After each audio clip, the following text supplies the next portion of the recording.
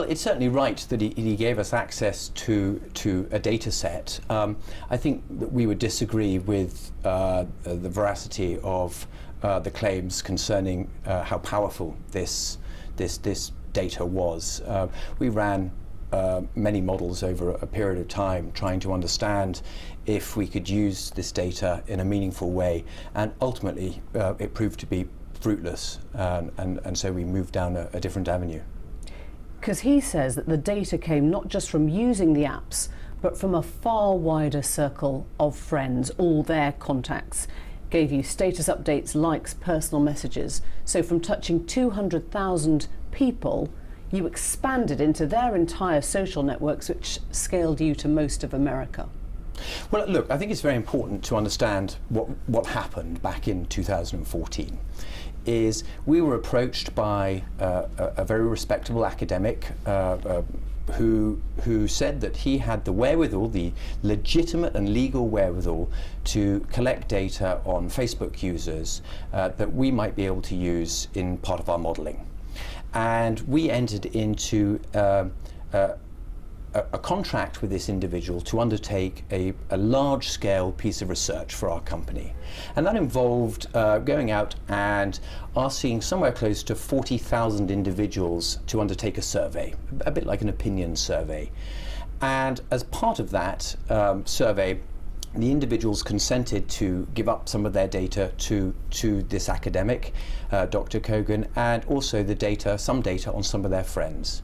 Now, this work was undertaken by Dr. Kogan in its entirety, and he simply delivered to us the model derivatives of these data that he collected.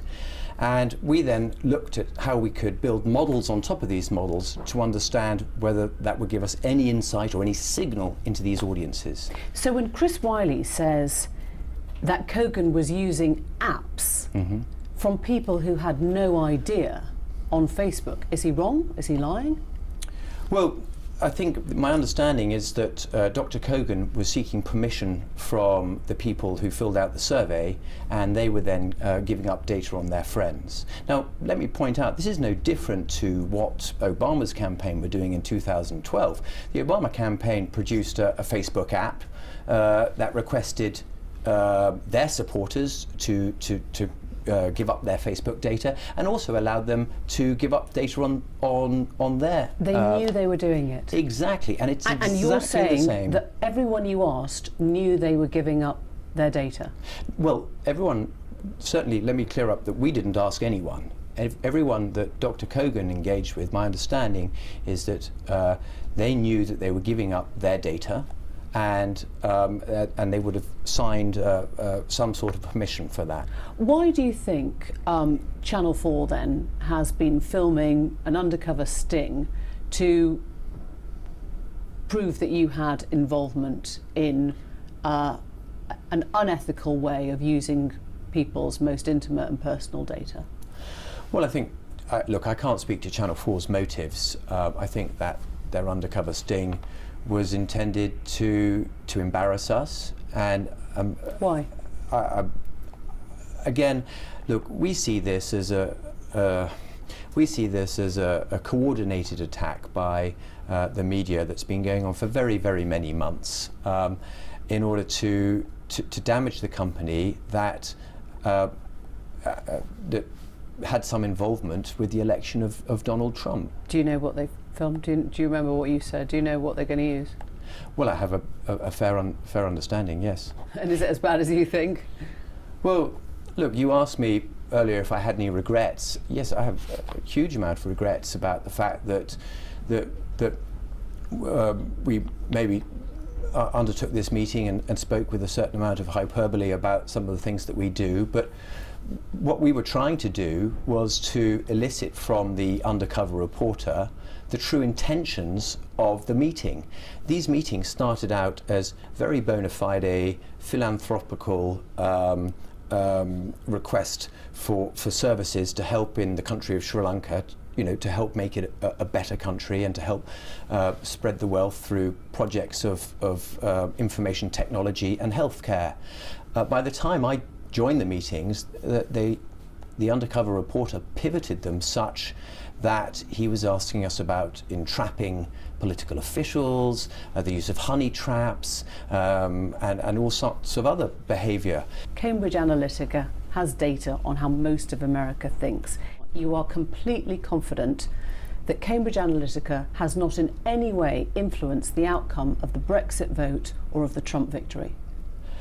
Well, of the Brexit vote. In the Trump victory, we were involved in the Trump campaign, as I've made clear for very many months now. We managed everything from research to data to analytics to all the digital marketing to also the television marketing that was undertaken. So we had a role that was core to some of the functions that were being delivered to the campaign. And do you feel that you have skewed democracy by playing a part in that? By providing campaign services to a candidate who'd been fairly nominated as the Republican representative of the United States? How is that possible? So you think that Hillary Clinton is allowed to have a campaign team and Donald Trump isn't? Do you feel there is anything ethically that you would do differently as a company now? Well, I have some regrets about the way that I have represented what the company does. I certainly feel that the air of mystery and negativity that surrounds the work of Cambridge is misfounded, and as the CEO I take responsibility for that. I take responsibility in light of the fact that the staff have worked incredibly hard to build this business up. They're very driven on finding, high-tech solutions to very real problems that face people in the world today.